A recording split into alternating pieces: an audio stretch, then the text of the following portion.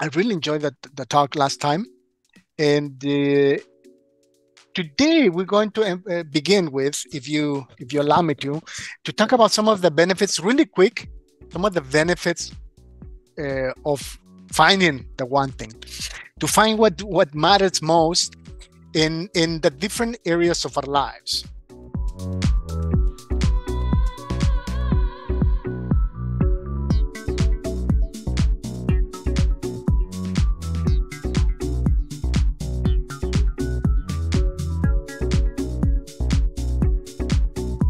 Anja, you mentioned a couple of episodes ago that one of the benefits of focusing on what matters most in life was the ability to say no to that which is not important, Yeah. and to say yes to that what is important. Can you remind us? Can you give us a little taste of that again? Well, yeah, when you know what is important, when you know what your values are, what's most important in your life, you know the the overall way you're where you're going. Mm, So when things come that don't align with your values or that are not as important as other stuff, you can choose, let's say, one of your most important values is family, time with mm, your family. mm, And then something comes up, something else. mm-hmm, But you wanted to spend the afternoon with, let's say, your kids. There is so you have two things that are going on and you have to choose which one. If you know your value is family, your kids, your husband or wife, your parents, whatever, whoever, if you know those people are the most important, then you know exactly who to choose. mm, Sometimes it's not that easy because sometimes we have things that come up that are really important in that moment. But overall, you can choose or you can know what to do in that moment when you know what's most important to you. And that will make you feel good about your choice. mm. Yeah, I think you're right, and I think it applies as well in the business world. I read a few years ago. I read a book. Uh, how will you measure your life? How will you measure your life? And talking about the ethics of doing business, you know, do I cheat in order to get that contract? Do I cut corners if I want to get ahead, and so on and so forth, right? So it's very interesting because if you are clear on what your values are, your principles, and honesty is important, then you will be congruent, and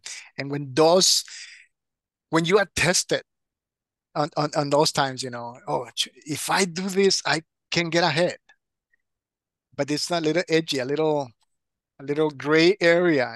What do you do? What do you do? It's tempting, right?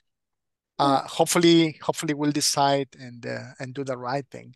And I have another. You bring me to another point. I think one other benefit is that it facilitates the decision making process precisely. Whether in the example you gave us, or in business or finances or whatever, health. Health. What do I want to be fit? But should I eat the chips and stay on the sofa, or should I go for a run? Well, yeah, decision making process, right? What Yeah. what are your values?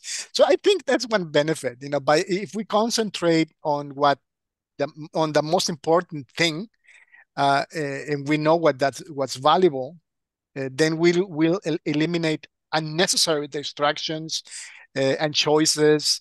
It will make it easier to identify and to act accordingly. So that's another benefit of discovering and being congruent, right? Right. Mm. I have another one, Anya. I find this one very interesting. I'm interested also in knowing what you think. One benefit of it is it reduces stress. Mhm. because we are focused on what's important and not, our head is not everywhere, but we know what we're doing and why we're doing it, right? So it reduces stress when we concentrate on the one thing. And I did some research, and I found some very interesting data. Really quick, on stress reduction. I'm going to read it because this is a little bit more technical. Stress reduction, a study, and I'm going to leave the links on the video description if anyone is interested in reading more technical data. And this is studied by Sheldon and Elliott in the Journal of Personality and Social Psychology. It was found that individuals who live according to their personal values and goals experience less stress and greater psychological well-being. So I think I agree with that. And then another one. This is an article by Desi and Ryan in the American Psychology, discusses that the self-determination theory suggests that congruence between internal values and external behavior is related to higher personal satisfaction and well-being. I definitely agree on that. Um, I used to have, or I tended to be a little bit anxious Mm-hmm, when I'm not congruent with my values. mm-hmm, And I definitely see a reduced stress and more peace and happiness in my mm, life when I live according to my values. mm, Also in business, I it's not just like in my personal life, it's also mm-hmm. with business. The more I live my values, the better my life is. Yeah, yeah. Definitely. Last week, my I was alone with the kids, and this is funny and a learning experience, and sad and funny and everything. It was it was an interesting week. It was fun. I think the kids had fun. We should ask my kids if they had fun with me alone 10 days.